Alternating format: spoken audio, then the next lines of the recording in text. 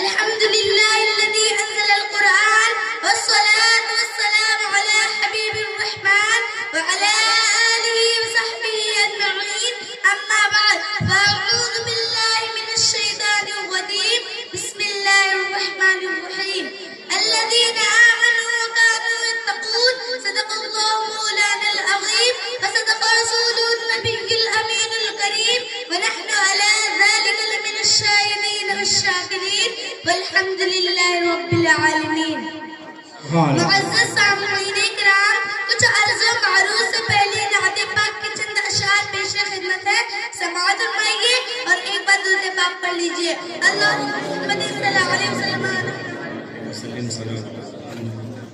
کیا بتاؤں کہ کیا مدینہ ہے، کیا بتاؤں کہ کیا بتاؤں کہ کیا مدینہ ہے، کیا بتاؤں کہ کیا مدینہ ہے، بس میرا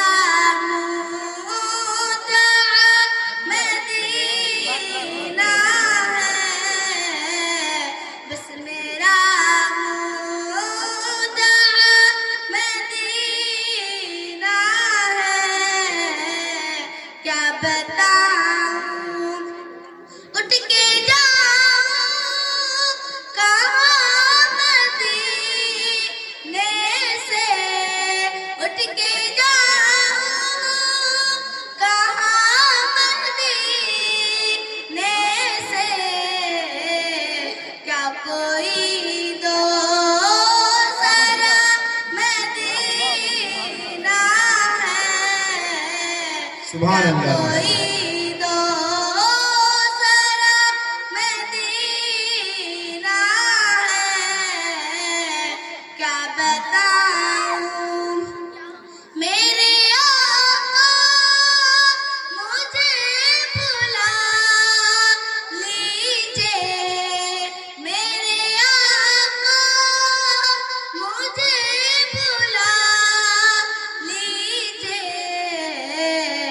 مجھ کو بھی دیکھنا مدینہ ہے، مجھ کو بھی دیکھنا مدینہ ہے، کیا بتاؤں اس کی آنکھوں کا نور تو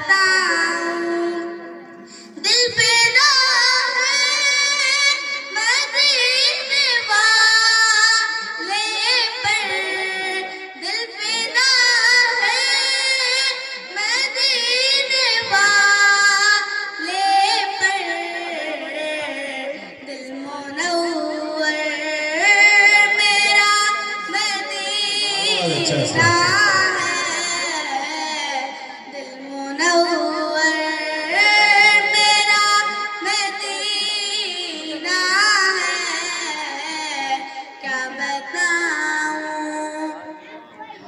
حضرات، جس آیت کریمہ کی میں نے تلاوت کی ہے، اس آیت مقدسہ میں پروردگار عالم نے اپنے محبوب بندوں اور پیارے اولیاء کی صفت اور ان کی شان کا اظہار فرمایا ہے۔ رب کائنات ارشاد فرماتا ہے کہ میرے محبوب بندوں کی امتیازی اوصاف یہ ہے کہ وہ اپنے پروردگار پر ایمان رکھتے ہیں اور اپنے رب سے ڈرتے ہیں۔ گویا کی تقوی اور پرہیزگاری اولیاء کرام کو خصوصی اوصاف ہے اور محبوبان بارگاہ الہی کے یہ اوصاف ان کو دوسرے بندوں سے ممتاز کرتی ہے۔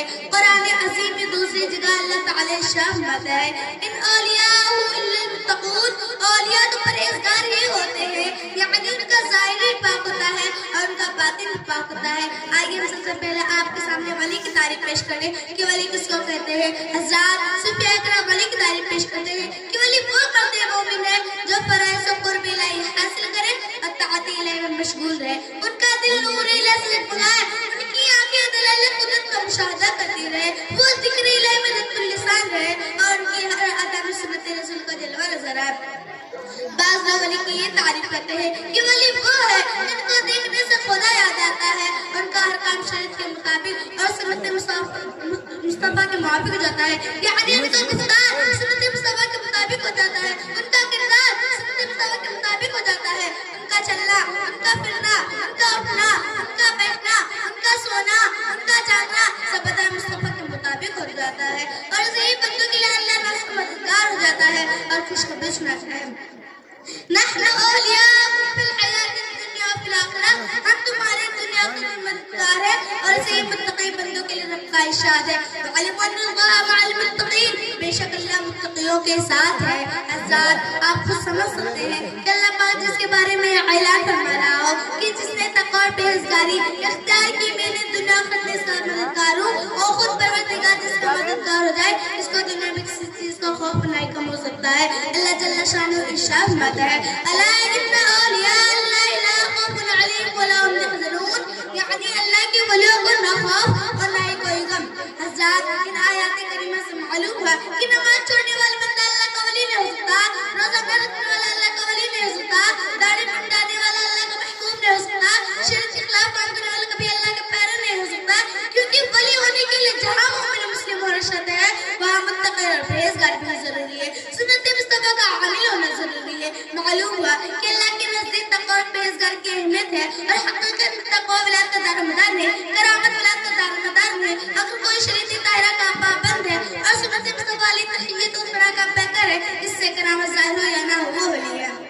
چنانچہ حضرت جنید بغدادی رضی اللہ عنہ کا ولایت کا چرچا سن کر ایک شخص آپ کی خدمت میں آیا اور طے کیا کہ حضرت سے کوئی کرامت دیکھ لوں تو میں اسے مرید ہو جاؤں گا. یہ شخص مسلسل 30 سال تک حضرت کی خدمت میں رہا, مگر اتفاق دیکھیے کتنے عرصوں اس شخص نے حضرت کی کوئی کرامت ظاہر ہوتے نہیں دیکھا. مایوسی کے عالم میں ایک دن اپنا پورا بستر باندھنے لگا اور واپس جانے کی تیاری میں مصروف ہو گیا. سوچا کہ حضرت کی بارگاہ میں جا کر ایک بار اجازت لے لی جائے. اس شخص نے حضرت کی بارگاہ میں جا کر عرض کیا, حضور میں واپس جانا چاہتا ہوں. حضرت نے فرمایا بھائی تم اتنے سالوں سے آ رہے مگر آنے کا مقصد نہیں بتایا, کیوں اور آپ کیوں جا رہے ہو؟ اس نے عرض کیا حضور میں آپ کی ولایت و کرامت کا شہرا سن کر میں آپ کی خدمت میں آیا تھا کہ میں آپ کی کرامت کو اپنی آنکھوں سے دیکھ لوں تو میں آپ سے مرید ہو جاؤں گا, مگر افسوس 30 سال تک آپ کی خدمت میں گزر گئے مگر آپ کی کوئی کرامت نہیں دیکھی, اسی لیے مایوس ہو کر میں نے جانے کا ارادہ کر لیا.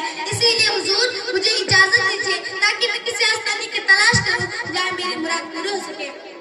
اس کا عرض کیا پیارے یہ سچ ہے کہ مجھے کرامت ظاہر ہوتے نہیں دیکھا, مجھے ہوا میں اڑتے ہوئے نہیں دیکھا, کسی مردے کو زندہ کرتے ہوئے نہیں دیکھا, کسی اندھے کو بینا کرتے ہوئے نہیں دیکھا, مگر سچ بتاؤ کہ کبھی ایسے کام کرتے ہوئے دیکھا ہے جو شریعت کے خلاف ہو؟ کیا تم نے میرے زبان سے شریعت کے خلاف کچھ کام بولتے ہوئے سنا ہے؟ آج کیا ہاں حضور یہ بات تو ضرور ہے کہ اتنے سالوں سے آ رہے مگر آپ نے کوئی شریعت کے کام نہیں دیکھا اور نہ ہی ادا سنت کے خلاف دیکھی. فوراً دل کی دنیا بدل گئی, آنکھوں سے آنسو کے قطرے ساون بھادوں کی طرح برسنے لگے. فوراً قدموں میں گرا اور کہا حضور مجھے اپنے غلاموں میں شامل کر لیجئے اور مجھے اپنا مرید بنا لیجئے. حضرات دیکھا آپ نے جو اللہ کا ولی ہوتا ہے وہ احکام شریعت کا پابند ہوتا ہے, نبی کی سنتوں کا پیکر ہوتا ہے, اگرچہ کرامت کا احسان نہ ہو. اسی لیے تو کسی نے خوب کہا ہے تیری الفت میں مر مٹنا شہادت کس کو کہتے ہیں, تیری کوچھے میں ہونا دفن جنت کس کو کہتے ہیں, ریاضت نام ہے تیرا گلی میں آنے جانے کا, ریاضت نام ہے تیرا گلی میں آنے جانے کا, تصور میں تیرا رہنا عبادت کس کو کہتے ہیں, تصور میں تیرا رہنا عبادت کس کو کہتے ہیں, تجھے کو دیکھنا تیرا سننا تجھ میں گم ہونا, تجھے کو دیکھنا تیرا سننا تجھ میں گم ہونا, حقیقت معرفت اہل طریقت کس کو کہتے ہیں, حقیقت معرفت اہل طریقت کس کو کہتے ہیں. اب آئیے حدیث و قدس سے سماعت فرما لیجئے, پھر میں اپنے گفتگو کو ختم کروں. مشکاۃ شریف جلد اول باب ذکر اللہ عز و جل میں ہے عن ابی ہریرہ قال قال رسول اللہ صلی اللہ علیہ وسلم ان اللہ تعالی قال من عاد لی ولی فقد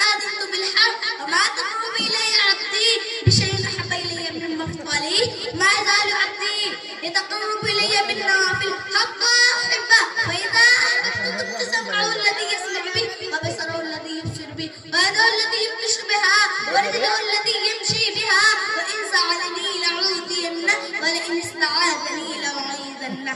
یعنی حضرت ابو ہریرہ رضی اللہ عنہ فرماتے ہیں کہ رسول اکرم صلی اللہ علیہ وسلم نے فرمایا اللہ تعالیٰ فرماتا ہے جو میری کسی ولی سے عداوت رکھے میں اس سے اعلان جنگ کرتا ہوں اور میرا بندہ تو فرائض کے ساتھ نوافل کے ذریعے مجھ سے قریب ہوتا رہتا ہے حتیٰ کہ میں اس سے محبت کرنے لگتا ہوں. پھر جب اس سے محبت کرنے لگتا ہوں تو اس کے کان ہو جاتا ہوں جس سے وہ دیکھتا ہے اور اس کی آنکھیں ہو جاتا ہوں جس سے وہ پکڑتا ہے اور اس کے ہاتھ ہو جاتا ہوں جس سے وہ چلتا ہے اور اس کے پاؤں ہو جاتا ہوں.